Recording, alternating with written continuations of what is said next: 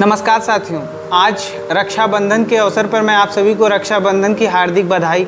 वैसे बधाई किसी बात की, हमारी बहन बेटियां कहाँ ही सुरक्षित है, कहाँ आपकी बहन सुरक्षित है, कहाँ हमारी बहन सुरक्षित है।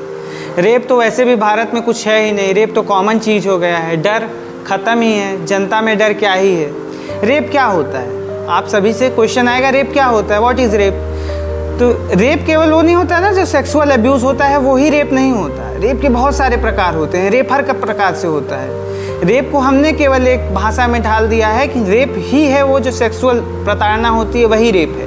रेप मोलेस्टेशन भी है, रेप हैरेसमेंट भी है, रेप गर्ल अब्यूज़ भी है, रेप चाइल्ड मैरिज भी है। रेप हर एक औरत का तब होता है जब उसे फोर्सफुल किया जाता है किसी भी कार्य के लिए। फोर्सफुल इन द सेंस जब उसके विल के अगेंस्ट कोई भी काम कराया जाता है, वो उसके लिए रेप ही है। रेप शुरुआत हमारे ही परिवार से होती है। अधिकतर रेप केसेस आज भी भारत में रजिस्टर नहीं किए जाते, क्योंकि वहाँ आ जाता है हमारे रिस्पेक्ट, हमारे घर का इज्जत जो चीज़ होती है ना, इज्जत ही है जो आज की औरतों का रेप का सबसे बड़ा कारण बना है।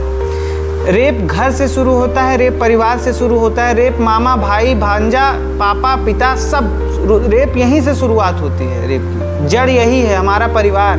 क्योंकि रेप में हम सरकार को दोष देते हैं कि हाँ सरकार की वजह से रेप हो रहा है, या सरकार के लॉ एंड ऑर्डर की वजह से रेप हो रहा है। रेप का असली कारण समाज है, समाज की मानसिकता, गलत मानसिकता, वैचारिक मतभेद है रेप का असली कारण। अच्छा, सिचुएशन है रेप की क्या भारत में, सबसे बड़ा सवाल। भारत में हमने पॉक्सो लिया है निर्भया कांड के बाद। 2013 में पॉक्सो एक्ट आया, हमें लगा कि अब डर का माहौल बनेगा, अब रेप के केसेस कम होंगे। लेकिन एनसीआरबी का डाटा है, मैं एनसीआरबी का डाटा जो द हिंदू में पोस्ट हुआ था, डिस्क्रिप्शन में लिंक है, आप पढ़ लेना। आज भी इंडिया में 2021 की रिपोर्ट है, इंडिया में 86 रेप रोज होते हैं। 49 ऑफेंस जो वुमेन के अगेंस्ट है वो पर आवर होते हैं, समझ रहे हैं ना। 86 rape a day, it is not a small number, it is a quite big number in a terms. ठीक है, ईयर वाइज डाटा दे देते हैं। 2021 में 31,677 औरतों का रेप हुआ, 2020 में 28,046 औरतों का रेप हुआ, 2019 में 32,033 औरतों का रेप हुआ। रेप के केसेस कहाँ कहाँ सबसे ज़्यादा आ रहे हैं? Rajasthan 6,337 rape, Madhya Pradesh 2,947 rape, Maharashtra 2,496 rape cases, UP में 2,845 रेप केसेस, दिल्ली में 1,250। कहाँ सेफ हैं औरतें? क्वेश्चन है ना। औरतों के एम्पावरमेंट की बात हो रही है, औरतों की इक्वालिटी की बात हो रही है, लेकिन 50% जनता, 50% आबादी जो एक औरत है वो आज भी शोषित है, प्रताड़ित है। समाज में समानता का कोई भाव नहीं है। हम बहुत कूदेंगे फेमिनिज्म को लेके कि फेमिनिज्म लाना है, औरतों को एक करना है, पर औरतें एक नहीं हैं। आज भी ये गंदी राजनीति का शिकार है, चाहे वो पॉलिटिकल राजनीति की बात कर रहे हैं हम लोग, चाहे वो सामाजिक राजनीति की बात कर रहे हैं। आज भी औरतें नहीं सेफ हैं। ठीक है, अदर क्राइम्स में बात होती है, तो अभी सिंपल केवल रेप का ही एक एग्जाम्पल था। अदर क्राइम्स में देखिए, यूपी में 56,083 है क्राइम रिपोर्ट, राजस्थान 40,738, महाराष्ट्र 39,526, बंगाल में 35,884, उड़ीसा 31,332। कहाँ है सेफ? ये है भारत की राजनीति, ये है भारत में औरतों की, यही है, यही सच्चाई है। इसी समाज से हम लोग निकलते हैं, क्योंकि रेप हमने आपने किया है। रेप सरकार के इंटरफेरेंस से नहीं हुआ है, सरकार के संरक्षण से हुआ है, लेकिन सरकार ने नहीं, आम जनता ने, इस समाज ने रेप किया है, हमने शोषित करके रखा है। अच्छा, दिल्ली को रेप का कैपिटल कहा जाता है, समझ रहे हैं ना। भारत का जो कैपिटल है वो रेप का कैपिटल है। ऐसा क्यों? इसके पीछे एक रिपोर्ट की गई थी द प्रिंट में, शाहबाज अंसार ने एक रिपोर्ट की थी, लिंक डिस्क्रिप्शन में आप लोग देख लीजिएगा।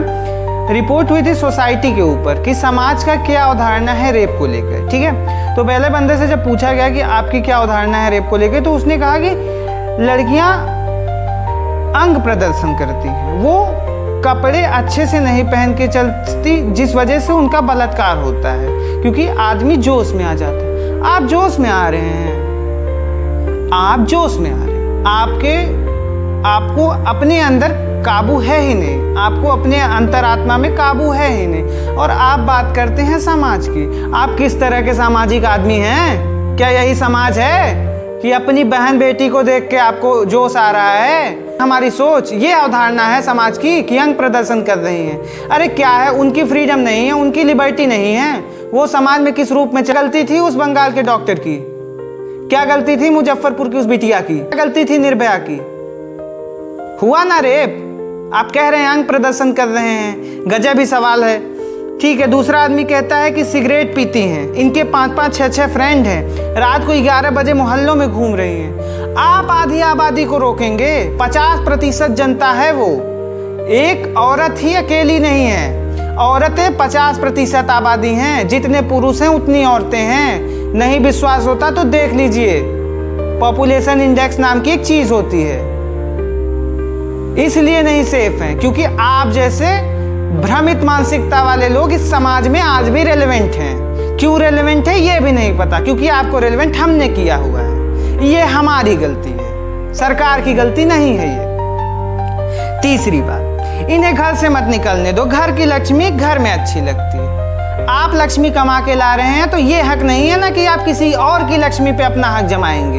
आप अपनी बेटी को बांध के रखे हुए हैं, उसे घर में रखना नहीं कहा जाता। कब तक आप बांध के रखेंगे?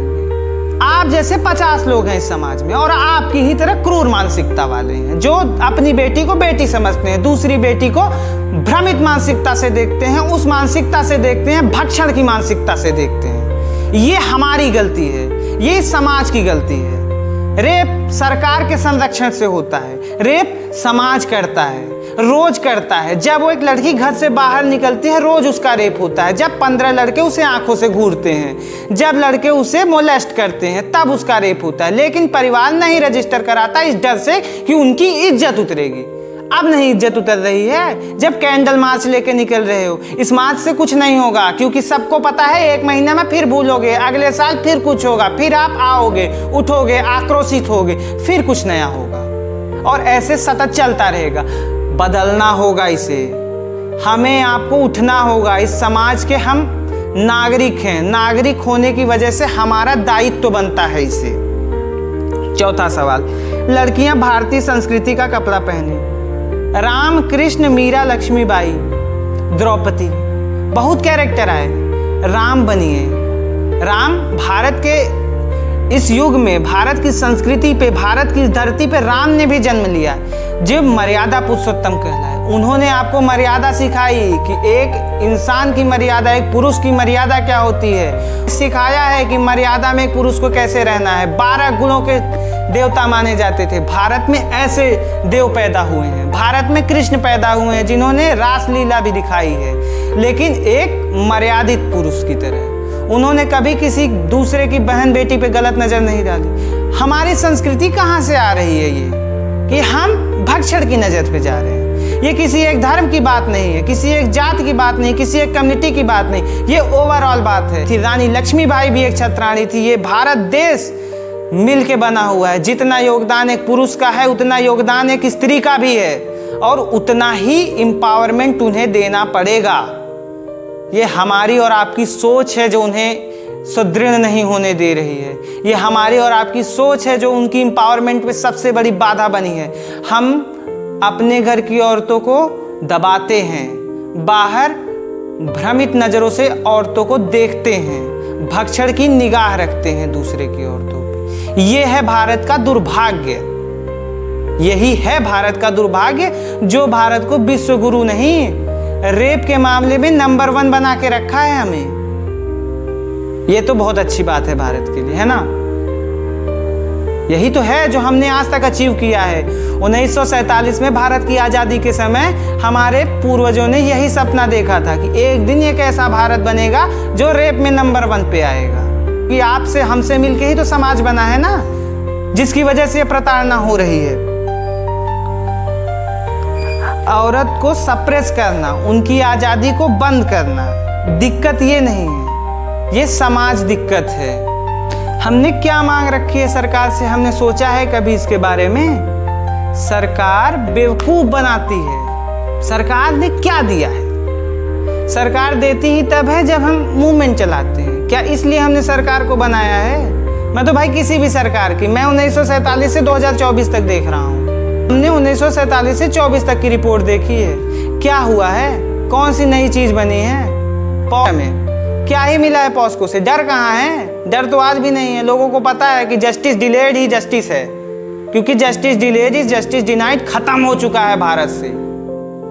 भारत में जस्टिस डिलेड ही जस्टिस बन चुका है लोगों के लिए, क्योंकि उन्हें राजनीतिक सुरक्षा मिली है। राजनीति संरक्षित है वो अपराधी, चाहे वो कोई भी हो। वोट के बाद देखते हो कि हमारी बहन बेटियों के साथ क्या हो रहा है। जब आप वोट देने जा रहे थे तो जात बिरादर देख के जब वोट दिए हैं तो झेलिए ना, आपके घर से आपकी बेटी को छीन के ले जाएंगे वो लोग और आप मुंह देखते रह जाएंगे। मुजफ्फरपुर का हुआ है, अभी ले गए हैं लड़की को। जिस तरह से उसका रिपोर्ट बता देंगे आपका दिल दहल जाएगा, उसका मौत आप नहीं देख पाएंगे। ये है भारत की सच्चाई, ये है भारत में औरतों की सच्चाई। एम्पावरमेंट, अभी और एम्पावरमेंट है।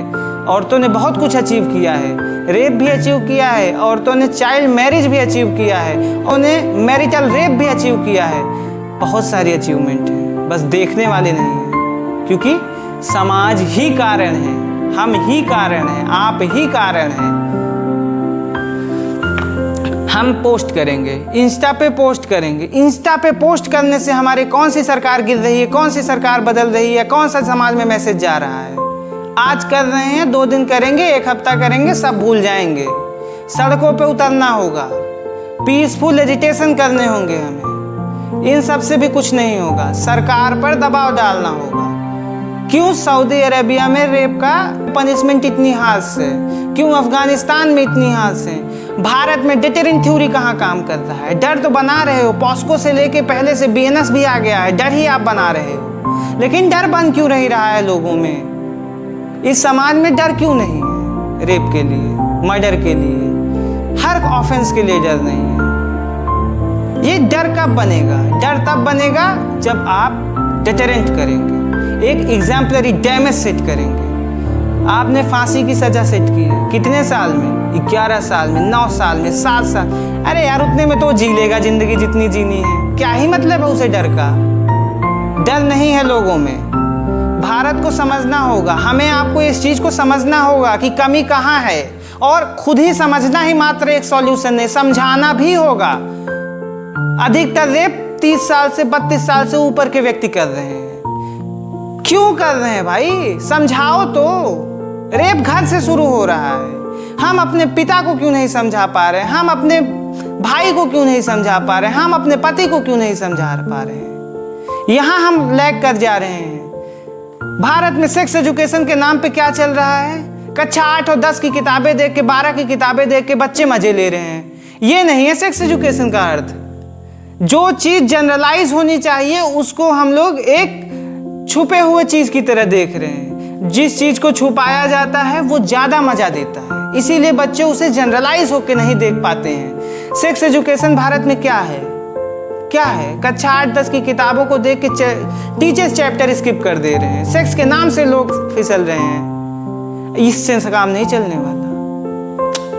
10 दिन हम लोग सेक्स एजुकेशन की बात करेंगे, सरकार से डिमांड करेंगे कि हाँ एनसीईआरटी में लाओ, एससीईआरटी में लाओ, हर जगह ले आओ, वो नहीं आने वाला। फिर 10 दिन बाद सरकार भी अपने मूड पे आ जाएगी। करना होगा, ऐसे नहीं चलने वाला। इसके लिए रोज उठना होगा, रोज बात करनी होगी। समाज में अब एक सतत क्रांति लानी होगी, एक चेंज लाना होगा, क्योंकि अब हमें इक्वालिटी का असली रूपक देखना है। अब हमें एम्पावरमेंट का असली रूपक देखना है। क्या औरतों को बंदूक पकड़ा दी जाए कि आप जहाँ जाओ इस बंदूक के साथ जाओ, तब आएगी इक्वालिटी? नहीं। समझाना होगा, समझना होगा, दिमाग बदलना होगा, मानसिक प्रताड़ना से बचाना होगा उन्हें, और जो उस प्रक्रिया में संलिप्त है उन्हें डराना होगा। ये है भारत में चेंज, ये लाना है। इस क्रांति से भारत बदलाव होगा। दूसरा है कि सरकार से इस्तीफा मांग रहे हो कि आपकी सरकार विफल हो गई, आपकी सरकार ये काम नहीं कर पाई, आपकी सरकार लॉ इन्फोर्समेंट नहीं कर पाई। सरकार लॉ इन्फोर्समेंट करेगी भी क्यों? जो उसके सरकार में बैठे हैं वही तो संरक्षित कर रहे हैं। हम जब वोट देने जाएंगे, हम उन्हें वोट दे के आएंगे जो बाहुबली हैं, जो जनमानस का नेता है, जो जनसेवक का नेता है, वो तो 5वें 6वें नंबर पे कहीं तैर रहा होता है। हम तो देख के आते हैं कि 17 काली फॉर्च्यूनर चल रही है, 15 नाम वाली गाड़ी चल रही है, भैया बहुत ताकतवर है, दे दो वोट। इससे नहीं होता जनता का विकास। जनता का विकास केवल इंस्टाग्राम से नहीं होता। जनता का विकास केवल धरातल पे कार्य करने से होता है, जो कि ये बाहुबली नहीं करेंगे, क्योंकि वो बाहुबल के बूते जीते हैं। उन्होंने आपका वोट दिखा के लिया है कि उनके पास गाड़ी है, उनके पास बंगला है। उन्होंने आपसे वोट काम के बूते मांगा ही नहीं है, और नहीं वो करेंगे, क्योंकि आप खुश भी तो उसी में हैं कि भैया फॉर्च्यूनर लेके चल रहे हैं, भैया को वोट दे दो। ये है भारत की विविधता। जब बटन दबाने जाते हैं चुनाव में, बिरादर देख के, जात देख के बटन दबा के चले आते हैं कि ये सरकार आएगी, हमें संरक्षित रखेगी। सरकार बिटिया घर से उठा ले जाती है, वही सरकार के संरक्षित लोग रेप कर देते हैं, और हम और आप जो आम इंसान हैं, आम आदमी हैं, उसी रेप को देखते रह जाते हैं। कैंडल मार्च निकालते हैं, 1 महीना निकालेंगे, फिर भूल जाएंगे, फिर से अगले साल कुछ नया होगा, और फिर से हम उठेंगे, फिर से कैंडल मार्च निकालेंगे, फिर घर पे जाके सो जाएंगे। यही है समाज, यही है बदलाव। अरे बदलाव लाओ, उठो तो उठो, जब तक क्रांति हो न जाए। क्रांति का अर्थ केवल हिंसा से नहीं होता। क्रांति का अर्थ हमें गांधी ने भी दिया है कि हम क्रांति अहिंसा से भी लाते हैं। उस अहिंसा के पैरोकारी बनो, जो हमें मिला हुआ है विरासत में, उसका उपयोग करो। फोर्स करो सरकार को, नहीं सरकार फोर्स होती है तो समाज को फोर्स करो कि वो उठो, हमें लड़ना है। ये जरूरत है आज के क्रांति की। हमें खुद को बदलना होगा। इस समाज को बदलने के लिए शुरुआत अपने से करना होगा, अपनी मानसिक विचार को उठाना होगा। हमें खुद में बदलाव लाएंगे तो समाज बदलेगा, क्योंकि समाज हमसे है, हम समाज से है। हर एक इंसान वो सामाजिक है। समाज को बदलने के लिए साथ आना होगा, उठना होगा, समझना होगा, समझाना होगा। हर उस निचले तबके के व्यक्ति को समझाना होगा जो नहीं समझ पाता। भाषा भी तो भारत में व्यवधान ही है। आधी जनता को अंग्रेजी नहीं आती, लेकिन हर कोर्स अंग्रेजी में है। समझा रहे हैं एनजीओ, वो भी अंग्रेजी में है, उससे नहीं काम चलने वाला। धरातल पे उतरना होगा, हर व्यक्ति को इसके लिए मेहनत करनी होगी। हर व्यक्ति जो चाहता है कि उसकी बिटिया संरक्षित रहे, हर व्यक्ति जो चाहता है कि उसकी बहू सुरक्षित रहे, उसकी माँ सुरक्षित रहे, उसकी बीवी सुरक्षित रहे, उसको उठना होगा। इस सतत विकास में कार्य देना होगा। ये क्रांति की तरह मानो कि हाँ, अहिंसक क्रांति है, लेकिन ये क्रांति है जिसको समाज में परिवर्तित करना पड़ेगा। मुझे नहीं पता ये वीडियो कितने लोग देखेंगे, कितने लोग नहीं देखेंगे, लेकिन इस क्रांति को लाने के लिए मैं आपसे कहूँगा कि इसको ज़्यादा से ज़्यादा लोगों तक पहुँचाइए। बाकी आपकी मर्जी है।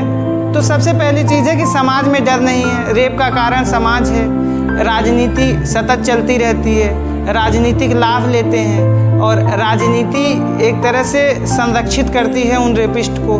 ये आज की बात नहीं है, हम सब देख रहे हैं। जब भी कहीं रेप होता है, सबसे पहले जनता के भी कान खड़े होते हैं कि वो किस पार्टी से लिंक है। पार्टी वार्टी नहीं देखना होता भाई।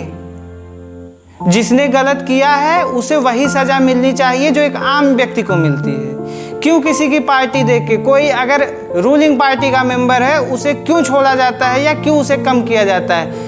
रेप हो रहा है, बलात्कारी बाबा राम रहीम आज भी पैरोल पे बाहर है, इस चीज़ को मत भूलिएगा।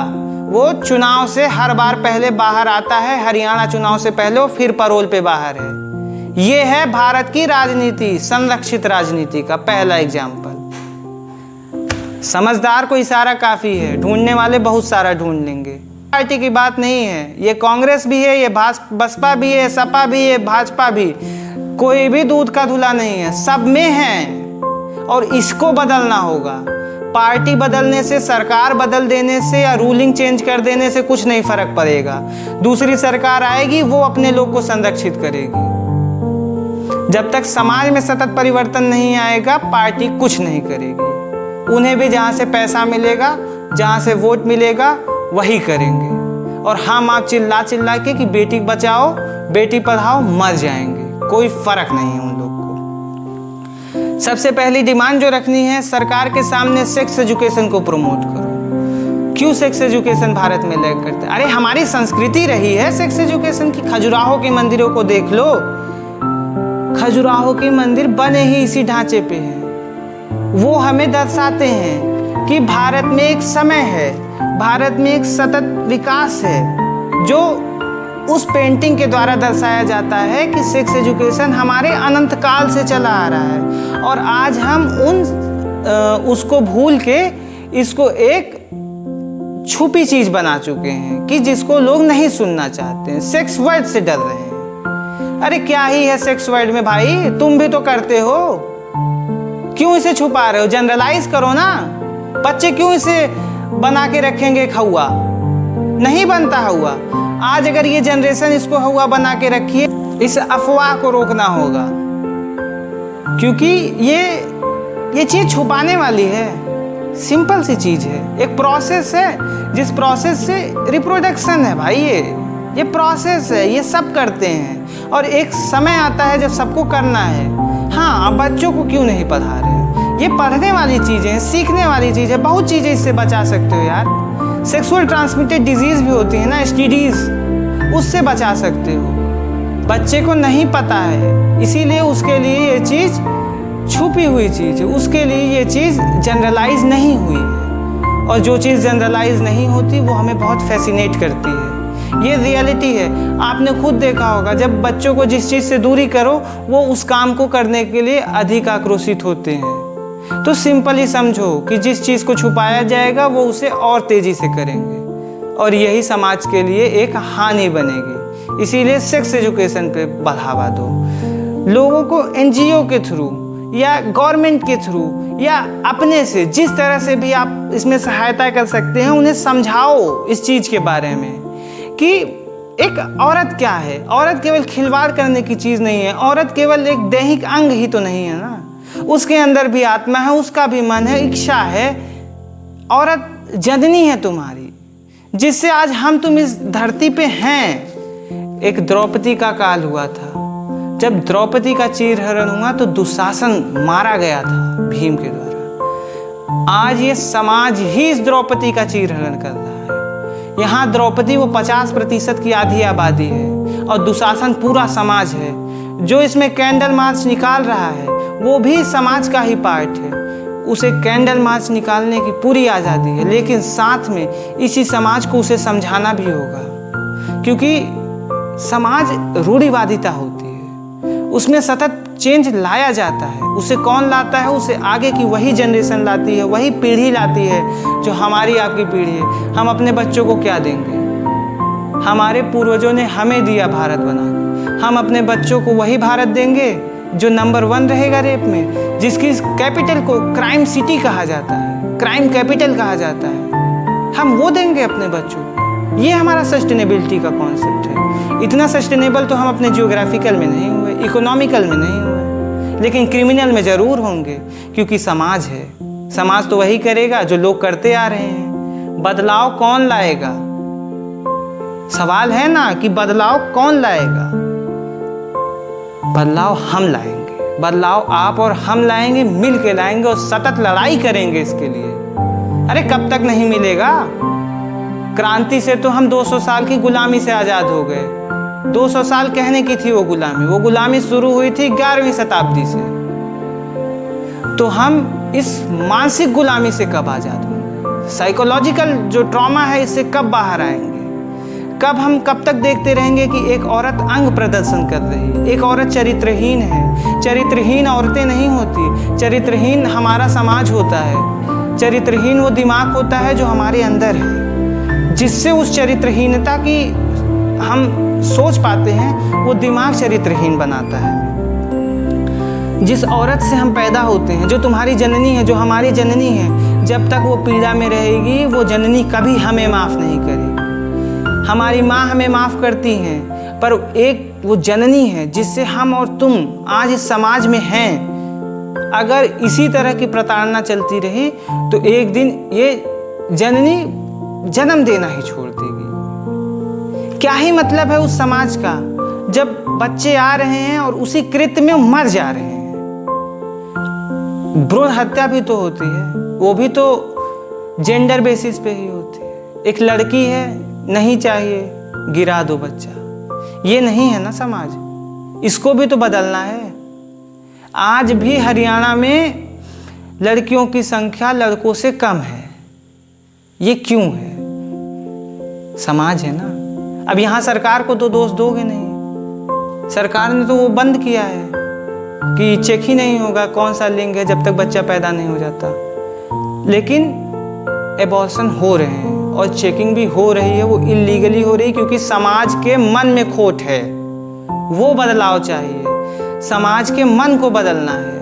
हमें साइकोलॉजिकल ट्रॉमा को ख़त्म करना है। हमें औरतों को असली इक्वालिटी दिखानी है, असली एम्पावरमेंट देना है। उनके कपड़ों को नहीं बदलना है कि तुम छोटे कपड़े मत पहनो, अपने बुद्धि को बदलना है। उनके चरित्र को नहीं देखना है कि वो चरित्रहीन है या चरित्र है उनका। तुम अपने दिमाग को बदलो, क्योंकि तुम्हारी जैसे सबकी बहन वैसे तुम्हारी बहन।